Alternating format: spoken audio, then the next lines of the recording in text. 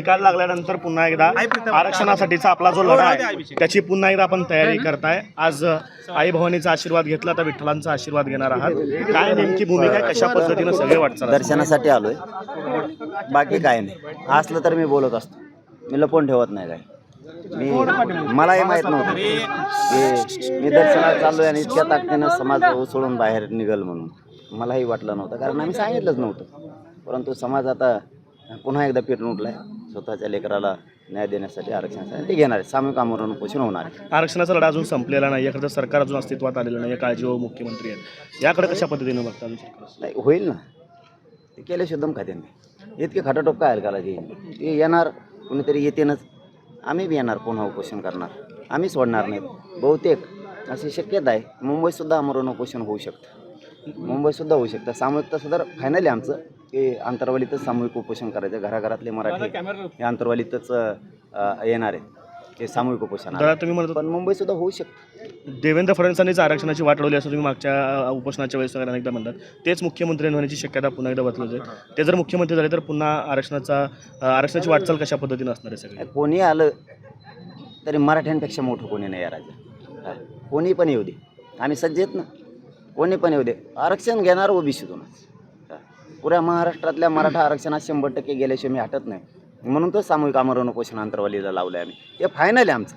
पण मराठ्यांचा बी लय आग्रह आहे, मुंबई एखाद्याच मुंबईसुद्धा होऊ शकते। दादा, अनेक आमदार हे नूतन मराठा समाजाचे झालेले आहेत, त्यांना काय नेमक्या सूचना असतील किंवा कशा पद्धतीने त्यांनी वागलं पाहिजे, काय सांगाल? त्यांनाच नाही, नुसते मराठ्यांचेच नाही तर सगळेच ओबीसी सुद्धा मराठ्यांनी निवडून दिले, त्यांना सगळ्यांनाच मराठा आरक्षणाचा विषय मांडावा लागेल नसता रस्त्यावर मराठी फिरून देणार नाहीत। कारण तुमचे लेकरं आता मोठे झाले, तुम्ही आमदार झालात, मंत्री झालात, आमच्या लेकराचं काय किंवा प्रश्न घराघरातला मराठा आता विचारणार, आणि आम्ही सामूहिक उपोषण करायला सज्ज झालो। दादा, खरं तर जसं की आपण म्हणत होतो की जर का आम्ही उभा केले असते तर सोपडा साफ झाला असता, मात्र तुम्ही उभा न करता सुद्धा अनेक ठिकाणी सोपडा साफ झाल्याचं चित्र पाहायला मिळालं। विशेषतः सोलापूर जिल्ह्यामध्ये बार्शी, माढा आणि करमाळा या ठिकाणी मोठा फटका एकंदरीत बसलेला पाहायला मिळाला, काय नक्की चित्र असू शकतं आता? नाही, ज्या गोष्टी केल्या नाहीत त्याला छाती बडायची सोय मला नाही, मी आणि माझा समाज मैदानातच नाही, त्यामुळं दोरी पूर्ण मराठ्यांच्या हातात होती, मालक तो होता, त्यालाच ठेवलं। कोणाच्या दावणीला मी मराठा समाजाला बांधलं नाही, कारण त्या समाजाला मी मायबाप हे शब्द वापरतो।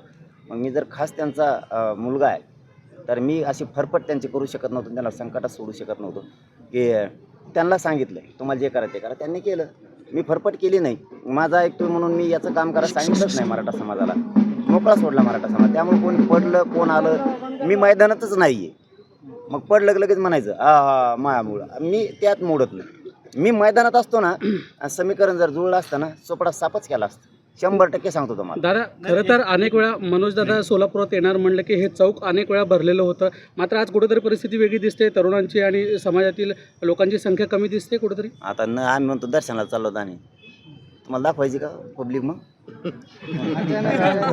अचानक हे बघा, हे काहीच नियोजित नाही आहे। पंढरपूरला दर्शन आणि आई तुळजाभवानीचे दर्शन दोनच गोष्टी आहेत। मी कधी नाही खोटं बोलतो, पत्रकाराला नाही बोलत बा, आपलं सत्य आहे, मी नाही बोलत कधीच, कारण आमच्यासाठी पत्रकार बांधवांनी एवढा जीव तोडलेला आहे, या गोरगरिबाचा प्रश्न मार्गी लावा म्हणून, आणि मी ते तोंड चटक्या नाही आहे, तोंडापुरतं आलं की गोड बोलायचं। खरोखरच मराठ्याची इतकी ताकद यांनी पण लावली होती, त्याच्यामुळे मी यांना खोटं बोलत नाही, निवेदन करायचं। मी सांगितलं मी फक्त दर्शनाला जाणार एवढंच सांगितलं होतं।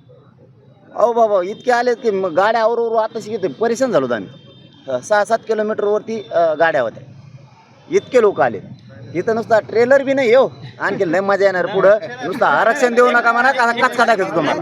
काय रूपरेषा असणार आहे? कारण यापूर्वी आपण स्वतः आमरण उपोषण केलं, आता सामूहिक उपोषणाची रूपरेषा काय ठरली? आमरण, पण घराघरातले मराठी आता अंतरवली एका जागेवर बसणार, गावागावात नाही बसणार कुणी, राज्यभरातले मराठी एका जागेवर येणार, मग ते 10 असले तरी बसणार, 1000 असले तरी बसणार, 1,00,000 मराठी बसले तरी बसणार, आमरण उपोषण 100% अंतरवालीत होणार, आणि ते ताकदीनं होणार आहे। पण तारीख सरकार झाल्याशिवाय नाही, मग पुढं ढकली देईन पाहिले सर, लय चाबरे ते लगेच पुढं ढकली देईन, ते सरकारने बनायचं लवकर, ते म्हणते याला मरू द्या आधी उपोषण मग सरकार बनू, तो राष्ट्रपती राजवटलो, लय चाबरे येते। त्यामुळे त्यांचं सरकार झालं की मी तारीख डिक्लेअर केलीत, पण बहुतेक मुंबईसुद्धा होऊ शकतं, आमरण उपोषण। धन्यवाद।